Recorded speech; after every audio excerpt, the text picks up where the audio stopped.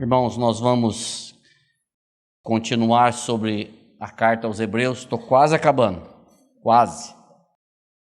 Estamos no capítulo 10 e o tema de hoje é: os filhos não retrocedem para a perdição. Para aqueles que não têm estado conosco regularmente, nós estamos estudando a carta aos Hebreus, uma carta bastante rica. Tem muita coisa boa.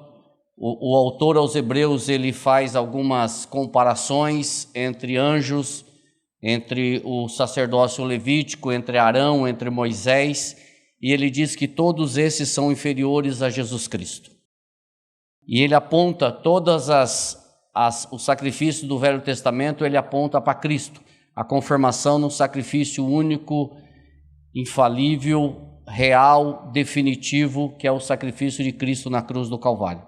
A partir do versículo 10, do capítulo 10, melhor dizendo, ele entra no que nós chamamos de evangelho prático. É a praticidade do evangelho. E eu quero ler com vocês Hebreus 10, de 32 a 39. Você que tem a sua Bíblia, pode abrir, eu vou projetar aqui, mas você procure aí na sua Bíblia. Diz assim: lembrai-vos, porém, dos dias anteriores, em que depois de iluminados, sustentastes grande luta e sofrimento, ora exposto como espetáculo, tanto de opróbrio quanto tribulações, ora tornando-vos coparticipante com aqueles que desse modo foram tratados. Porque não somente vos compadecestes dos encarcerados, como também aceitastes com alegria o espólio dos vossos bens, tendo ciência de possuirdes vós mesmos patrimônio superior e durável. Não abandoneis, portanto, a vossa confiança. Ela tem grande galardão. Com efeito, tendes necessidade de perseverança, para que, havendo feito a vontade de Deus, alcanceis a promessa. Porque ainda dentro de pouco tempo aquele que vem virá, e não tardará. Todavia, o meu justo viverá por fé, e, se retroceder, nele não se compraz a minha alma. Nós, porém, não somos dos que retrocedem para a perdição. Somos, entretanto, da fé, para a conservação da alma. Como eu disse, a partir do capítulo 10, o autor entra no que nós chamamos de evangelho prático. E evangelho prático, Paulo, ele escreve as cartas de Paulo, ele chama os irmãos, na maioria, ou todas elas, a ter essa realidade, a ter um evangelho prático. O Marco falou aqui, e hoje de manhã nós também ouvimos, que não basta ouvir do evangelho, não basta nós termos um evangelho intelectual, teórico. O Hélio falou hoje de manhã, as nossas testas de bronze, né, pastor? Testa de bronze, cerviz de ferro, que não permite que dobremos e não permite que entre nada. O evangelho, ele precisa sair da nossa intelectualidade e descer o coração. Ele precisa sair e ser um evangelho prático. E Paulo, escrevendo aos Tessalonicenses, no capítulo 1, versículos 2 a 3, ele fala justamente dessa operosidade da fé, dessa abnegação, dessa praticidade do evangelho. Ele diz assim: sempre agradecemos a Deus por todos vós, mencionando-vos em nossas orações, recordando-nos constantemente na presença do nosso Deus e Pai, do vosso trabalho que resulta na fé operosa, do amor fraternal abnegado e da perseverança que vem de uma convicta esperança em nosso Senhor Jesus Cristo. Ou seja, 3 atitudes práticas de um povo que tinha convicção, tinha certeza de que as tribulações não impactavam a ponto de tirar deles a confiança. Eu ouvi o Marco orando aqui agora há pouco, justamente sobre isso, sobre a necessidade que nós temos de perseverar. E nós vamos falar um pouco sobre isso aí. O autor, ele fala sobre perseverança, sobre paciência, sobre fé e paciência. 2 itens primordiais neste mundo que nós vivemos, de tanta perseguição, de tanta tribulação, de tantas coisas que o inimigo tenta nos colocar para tirar o nosso foco. para tirar a nossa visão, para tirar o nosso caminho e voltarmos para aqui o que o autor diz nós no estudo anterior, que é a apostasia. No estudo anterior, o autor faz uma severa advertência. Ele diz assim, se vocês retrocederem, se vocês voltarem, não haverá mais sacrifício que seja suficiente. Ou seja, o sacrifício que ele estava falando era o sacrifício do Velho Testamento, o sacrifício dos animais. Se aqueles irmãos negassem o sacrifício de Jesus Cristo, o único sacrifício verdadeiro não era sacrifício de animais que resolveu o problema deles. Então é esse o assunto que o autor tratou do versículo 26 até o versículo 31, que é o perigo iminente de uma apostasia, do povo abandonado, o povo voltar atrás. E nesse texto ele não alivia com relação à perseverança. Ele continua fazendo severas exortações com relação à perseverança. E descreve a fé e a paciência vigorosa que aqueles irmãos e nós precisamos ter nesse tempo de provação e dificuldade.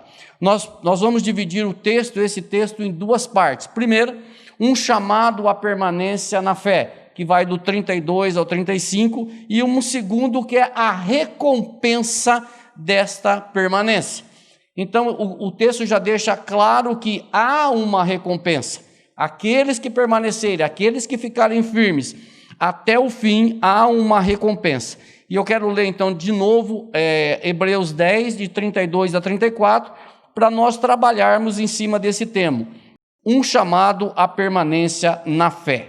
32 a 34 diz assim: Lembrai-vos, porém, dos dias anteriores, em que depois de iluminados, sustentastes grande luta e sofrimento, ora expostos em espetáculo, tanto de opróbrio quanto de tribulação, ora tornando-vos co-participante com aqueles que desse modo foram tratados.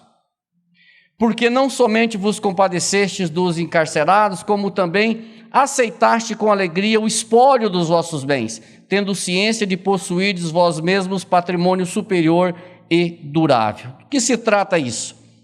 É a mesma coisa, parafraseando o que o autor está dizendo assim, lembra dos dias passados, lembra dos dias anteriores, lembra-se dos dias depois que vocês creram verdadeiramente em Cristo Jesus, ou lembra dos dias que vocês foram iluminados pelo Espírito Santo, e vocês permaneceram firmes na fé. Por que ele está dizendo isso? Lembra desses dias, porque muitos outros não tinham permanecido. Muitos outros não suportaram a perseguição. Muitos outros não suportaram as tribulações. Muitos outros voltaram para o judaísmo, porque a perseguição ela era muito feroz com relação aos seus bens, com relação à família, com relação ao emprego, com relação... Eles não chegaram a ser martirizados, não teve morte até aqui, mas havia perseguições fortes do judaísmo. Havia perseguição da sua família, do seu patrão, do seu emprego, dos seus bens. Então havia várias perseguições e muitos daqueles não tinham suportado.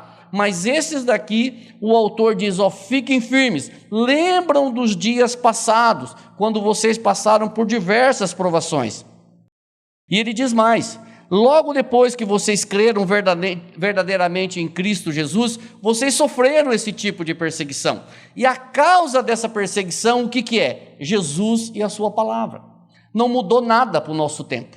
Continua a mesma coisa. Jesus e o Evangelho de Jesus Cristo é a causa da perseguição de muitos irmãos, pelo mundo todo. Muitos morreram e muitos estão sendo mortos e muitos ainda morrerão por causa da palavra. Muitos serão perseguidos, serão açoitados, serão mortos por causa do Evangelho. E muitos não vão ficar. Muitos, a hora que chegar o momento final, muitos, a hora que o negócio começar a ficar estreito, possivelmente não aguentarão a convicção. E a convicção de que existe uma recompensa, é isso que o autor está dizendo, existe uma recompensa para aqueles que ficarem firmes. Então toda a tribulação, toda a perseverança, ela é necessária para garantir essa recompensa. Porque é o seguinte, quando nós olhamos para essa recompensa, as nossas tribulações, elas se tornam pequenas. E aí eu digo para vocês, e quando que aconteceu isso? Quando que aconteceu essas provações, esses dias anteriores que o autor diz, lembram dos dias anteriores que vocês passaram por isso, por aquele outro. Quando foi que aconteceu isso? Nós não sabemos certinho quando aconteceu, mas possivelmente tenha sido a perseguição do judaísmo, possivelmente tenha sido a perseguição da família, possivelmente seja a perseguição da igreja, mas o mais certo é que foi a perseguição do imperador Cláudio, no ano 41 depois de Cristo, quando ele expulsou de Roma todos os cristãos. Todos que falavam do evangelho, todos que se nominavam cristãos, foram expulsos de Roma no ano 41. Então, possivelmente, essa tenha sido a grande perseguição que eles sofreram. De qualquer forma, eles foram expulsos por causa de Jesus Cristo, por causa do evangelho que eles pregavam. E o autor continua dizendo, não somente isso, mas vocês compadeceram dos seus irmãos que tiveram o mesmo tratamento. Ou seja, vocês sofreram perseguição, mas vocês abraçaram. Irmãos, isso é evangelho prático. Isso é o amor. Vocês se compadeceram daqueles que estavam sofrendo. Vocês abraçaram, vocês foram juntos. Vocês ajudaram aqueles que estavam sofrendo da mesma coisa que vocês. Não somente isso, mas vocês aceitaram com alegria o espólio dos vossos bens. Sabe o que significa isso? Vocês aceitaram com alegria quando os seus bens foram saqueados, quando os seus bens foram retirados de vocês, quando os seus bens foram roubados de vocês. Vocês aceitaram com alegria. Dá para imaginar isso? Agora vamos contextualizar, vamos trazer para nossos dias. Você imagina hoje os nossos bens serem retirados de nós, roubados de nós, nós sermos expulsos das nossas casas, você perdeu o seu carro, o seu emprego, o seu celular. Já imaginou você ficar sem o seu celular? Como é que vai ser você ficar sem o seu celular? Mas já pensou os bens sendo espoliados? E eles ficaram felizes com a expoliação dos seus bens. Sabe por quê, irmãos? Porque o próprio texto responde, porque eles tinham ciência de possuir patrimônio superior e durável. O que significa isso? Eu vou roubar o seu bem aqui, mas eu vou comprar uma outra casa para você melhor, num bairro melhor. Não! Absolutamente não. Quando ele diz que eles tinham uma visão de patrimônio melhor e durável, eles estavam falando da vida eterna. Eles estavam falando daquilo que o Senhor tinha preparado para eles, a causa da perseguição.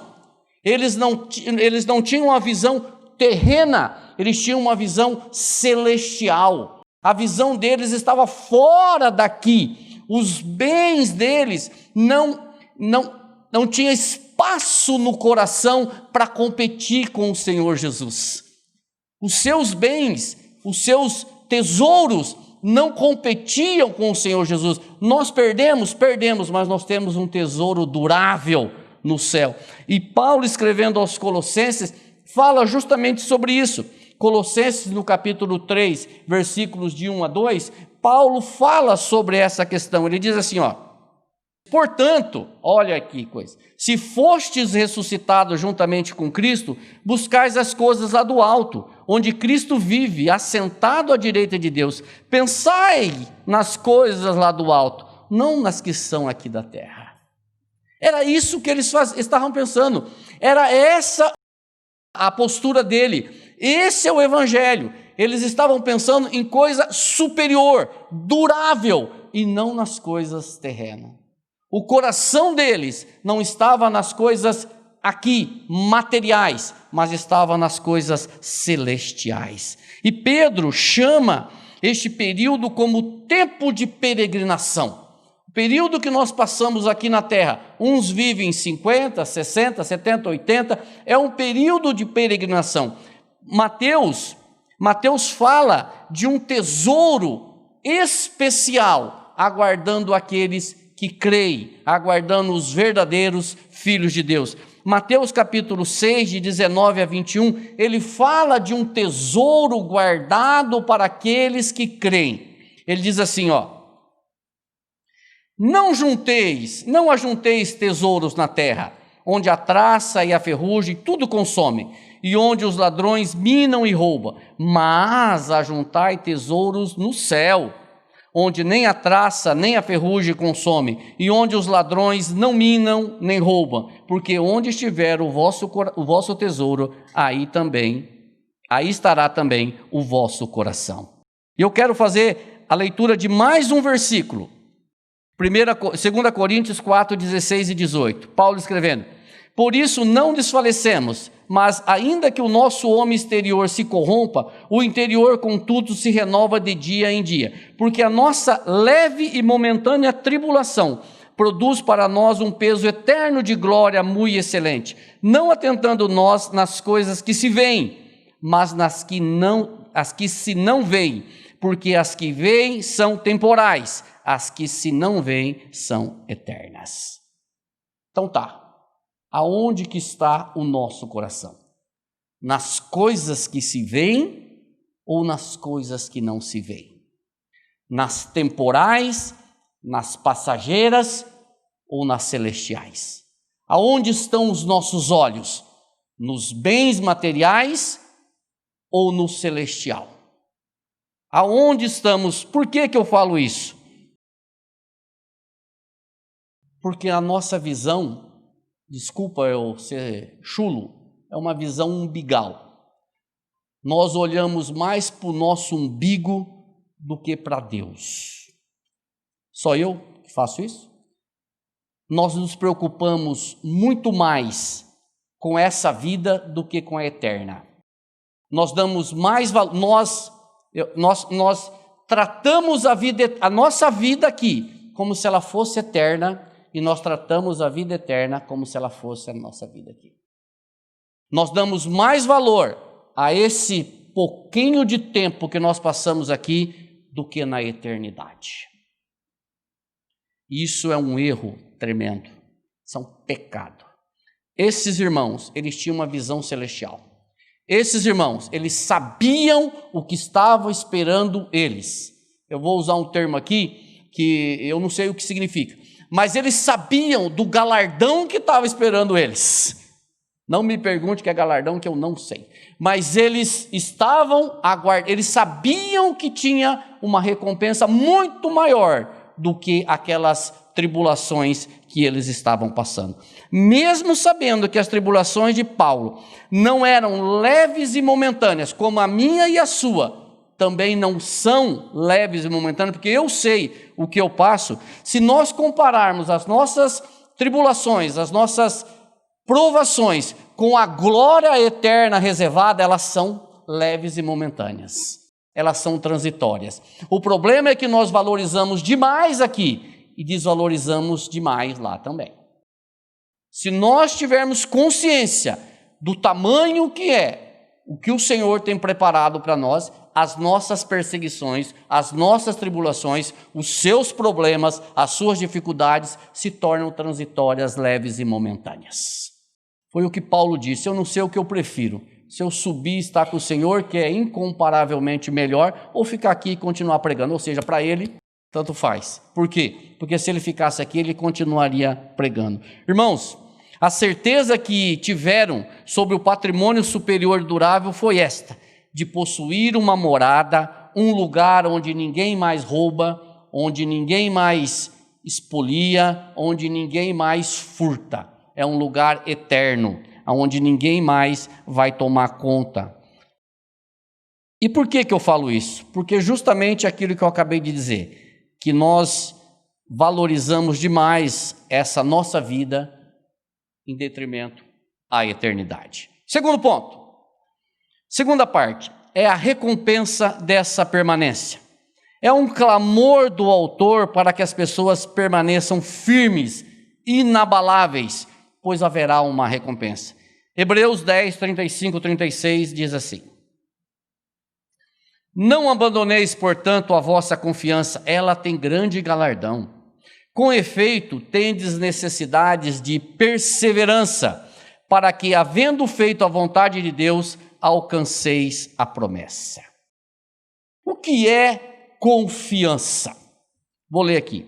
À luz das coisas relembradas, não devem ser agora esquecidas, nem rejeitadas, pois esta é uma confiança baseada na certeza, uma ousadia proveniente da fé vital, uma vitória assegurada, uma vitória certa, uma vitória que está garantida para aqueles que verdadeiramente crêem. A recompensa garantida está baseada nesta confiança, não na força, mas na confiança no Senhor, porque é Ele que nos dá essa confiança. Por isso aqueles irmãos precisavam de perseverança, e nós também precisamos de perseverança, porque a gente imagina que só eles passavam por dificuldades. Nós passamos pelas mesmas dificuldades. E quando o autor usa a palavra recompensa, ele não está de forma nenhuma tirando a salvação da graça, de forma nenhuma.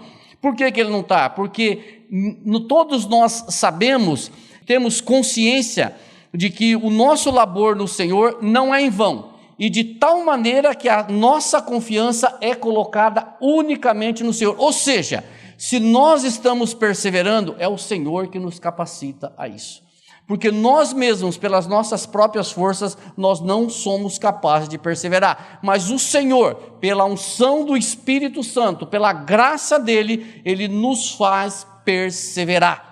Porque se nós batermos no peito e dizer, deixa comigo, que eu consigo, você não vai conseguir. Eu também não vou conseguir. Mas o Senhor nos capacita a fazer isso. Irmãos, e por que é necessário perseverança?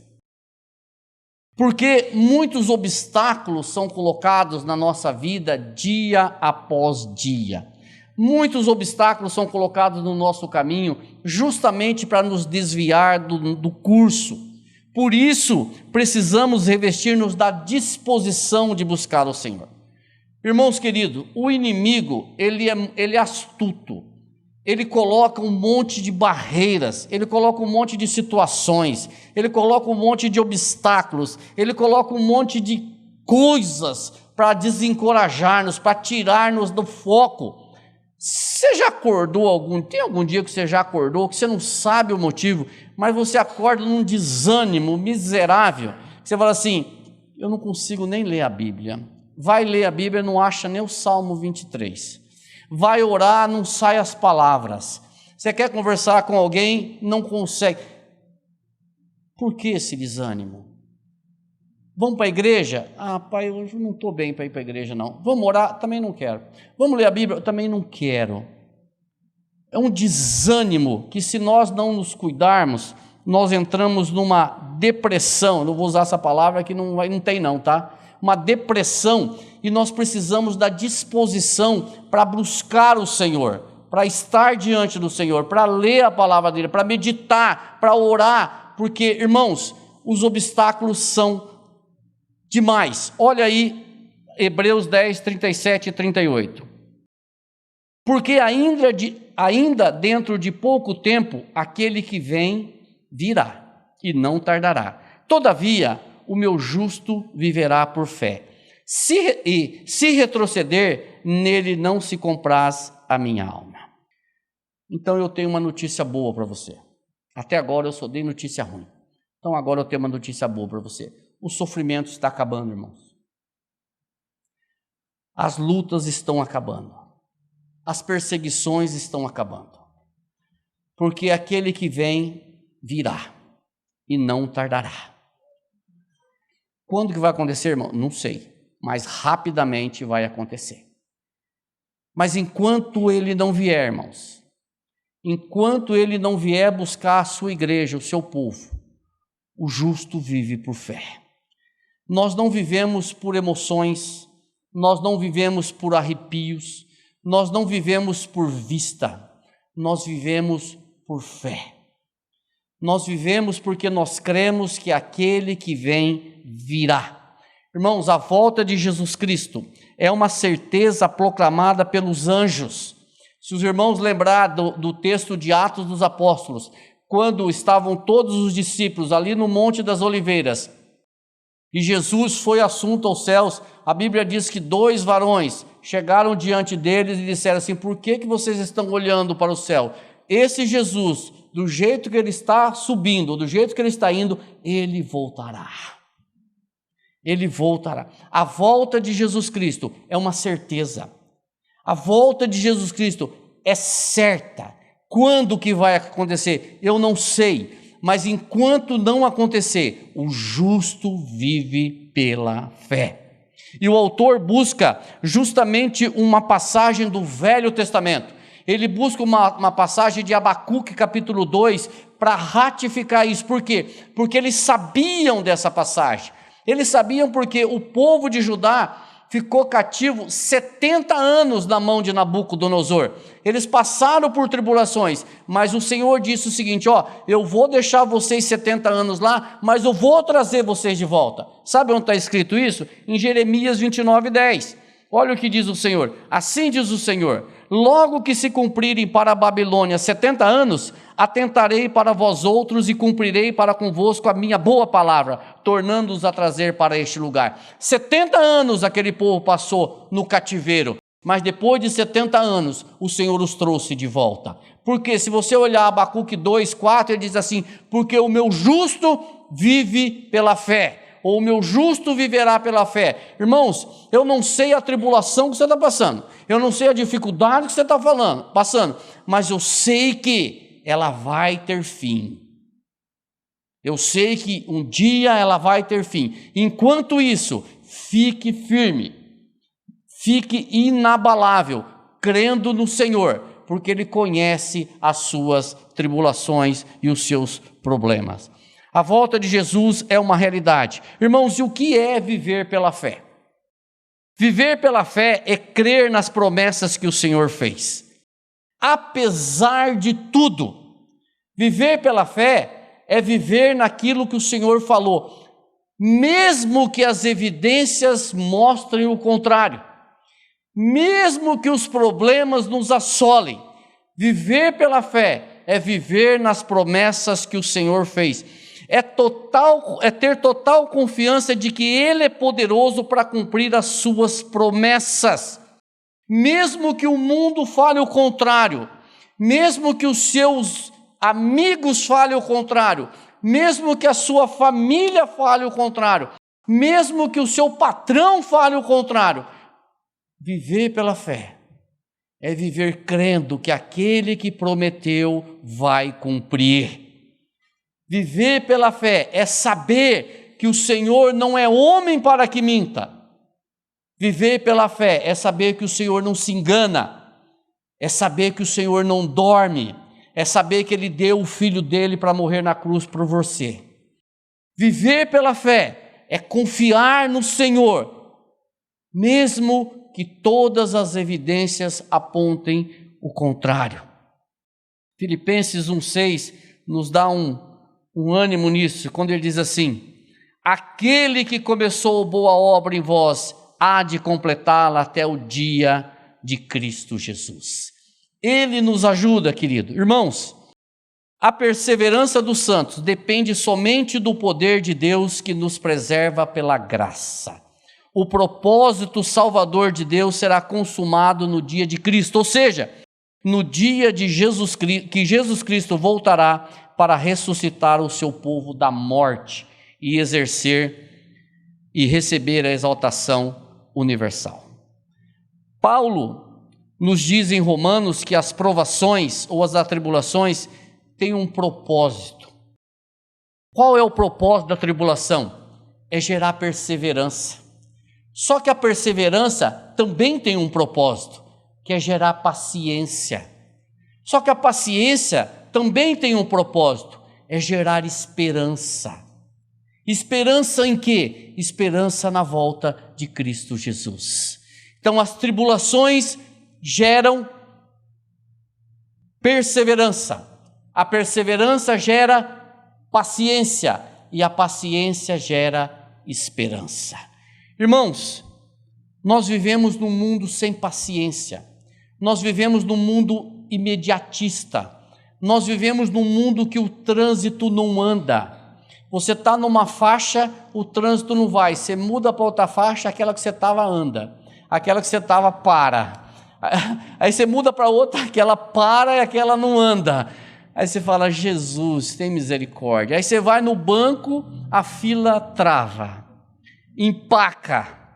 Eu particularmente tenho sido tratado disso, com olhares reprovadores da minha esposa. Eu vou contar um exemplo, essa semana, que nós fomos no supermercado. Aí você pega as suas coisas, você olha qual caixa que está mais vazio. Só tinha um caixa, uma pessoa na fila. Eu falei, pronto, estou bonito. Cheguei na fila. Rapaz, eu não sei o que aconteceu, mas travou. A mulher passou os negócios, mas não andava. Eu não sei se o sistema, o cartão, a senha, mas não andava de jeito nenhum. Aí, a paciência que eu tenho muita, eu já catei minhas coisas, vamos para o outro. Eu fui no outro. A hora que eu cheguei no outro, a mulher passou. Aí a minha esposa deu aquela olhada assim, falou, toma. E aí aquela fila que eu fui, não andava, mas de jeito nenhum. Eu me acei de ir para o outro, não, vamos ficar aqui, porque é a lei de Murphy. Se você sair daqui, esse negócio vai andar. Aí nós ficamos, quase que chegamos atrasados no compromisso. Mas, irmãos do céu, o Senhor tem tratado comigo na paciência.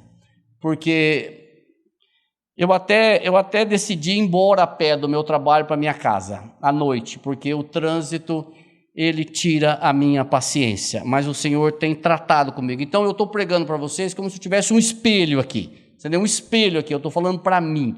Senhor, me ajuda a ter paciência. Só que Ele não vai me dar paciência, Ele vai me dar tribulação, para que eu tenha paciência. E com você vai ser a mesma coisa. E Paulo, dando sequência, viver pela fé, irmãos, é viver confiando naquilo que o Senhor já nos revelou. Paulo nos ajuda demais em Romanos 8, 38, 39, que ele diz assim, estou certo de que nem a morte, nem a vida, nem os anjos, nem os principados, nem as coisas do presente, nem do porvir, nem os poderes, nem a altura, nem profundidade, nem qualquer outra criatura poderá separar-nos do amor de Deus que está em Cristo Jesus nosso Senhor. Nada pode te separar do amor de Deus, nada, nenhuma criatura, nem nada pode te separar do amor de Deus. Viver pela fé, nesse texto, significa suportar, no texto de Hebreus, não nesse de Romanos, significa suportar as provações, sabendo que aquele que vem virá. Viver pela fé, irmãos, para nós é nada diferente disso. É viver sabendo que um dia isso vai acabar.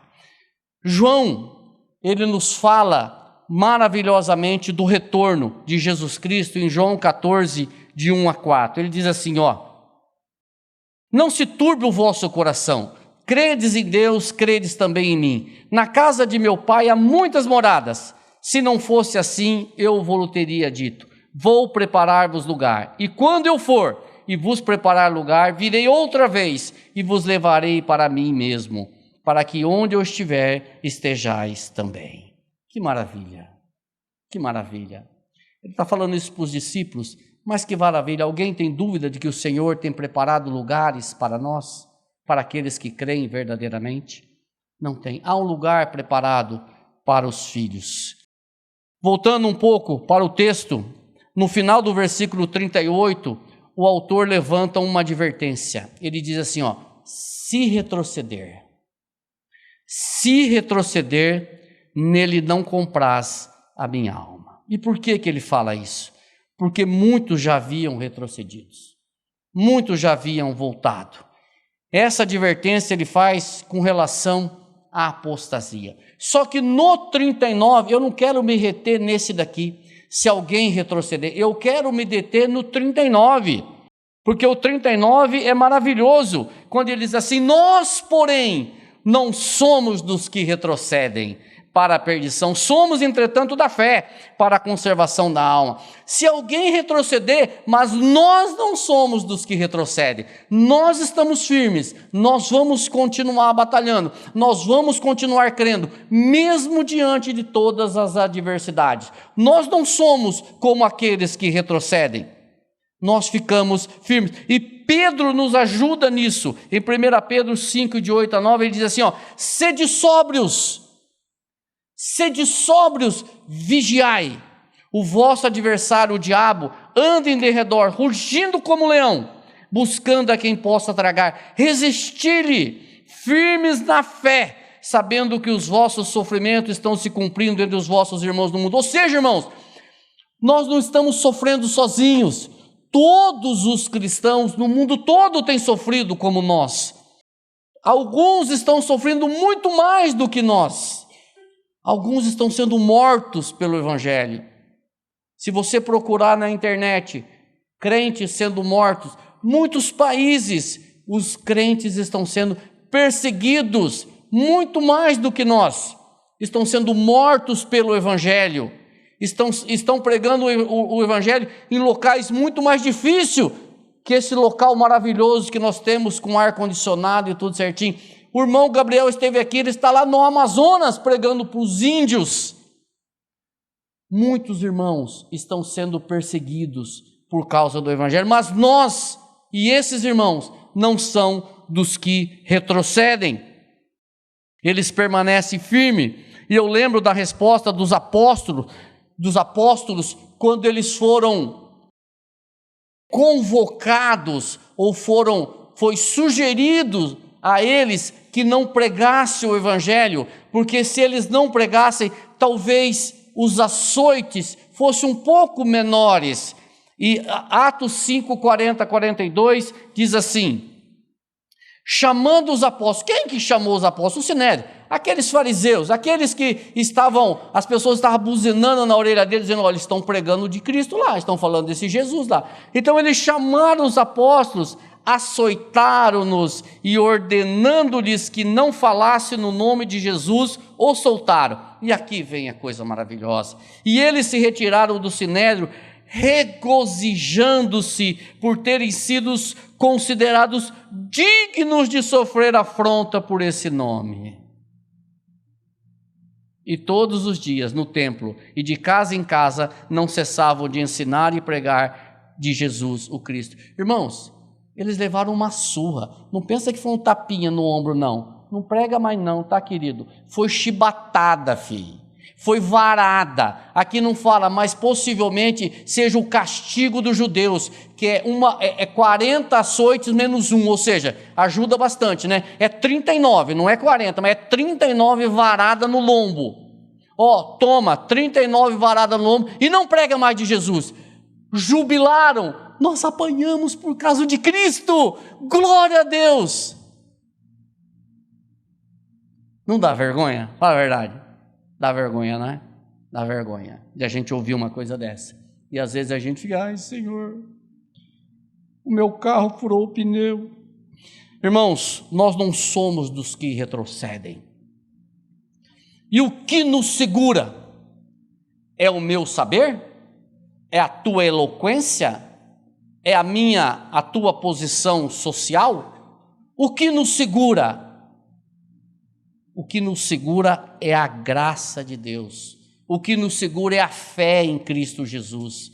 O que nos segura é Ele, é o amor dEle. Não é a minha obra, não é o meu muque, não é a tua força, não é o teu saber, não é a tua intelectualidade, não é o teu conhecimento intelectual da Bíblia, mas é o teu conhecimento prático de Jesus Cristo. É a nossa vivência, é o nosso relacionamento, é o nosso dia a dia com Ele. Isso faz com que nós ficamos firmes, perseveramos. Isso que faz com que nós fiquemos inabaláveis, independente da quantidade de burdoada que levemos, de perseguições que levemos, de tribulação, de açoites. Nós ficamos firmes, porque é Ele quem nos sustenta, é Ele quem nos segura. Somos, entretanto, da fé para a conservação da alma. Irmãos queridos, que o Senhor nos ajude, que Ele nos dê uma fé inabalável para suportar todas as provações. Amém.